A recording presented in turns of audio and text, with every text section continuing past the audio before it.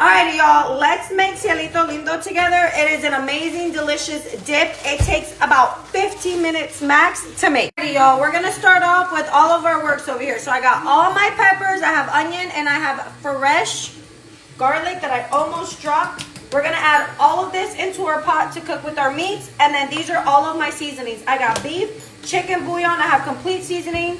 I use a tad bit of turmeric, pepper, tad bit of cumin, sazon con y sin color, and then sofrito. You are going to measure your, or season your meat to your measurement.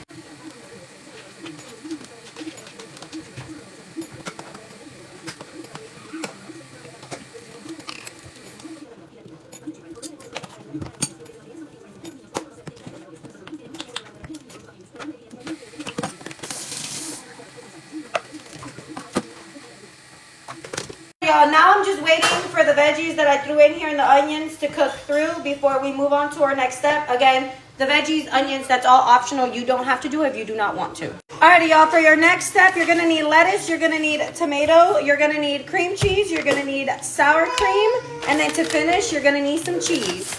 You're gonna grab whatever dish you have and you're gonna line it up with cream cheese. That will be your first thing, and you're gonna spread the cream cheese all over the bottom of your dish.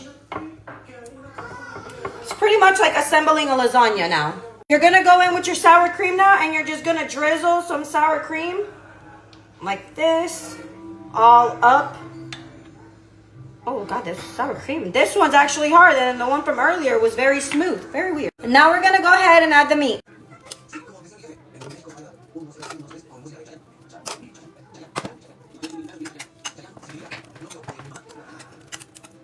We're gonna go ahead and add cream cheese on top of the meat now. The part where you're gonna like freak out a little bit, and this is what I call the hardest part, but don't worry, it's supposed to melt.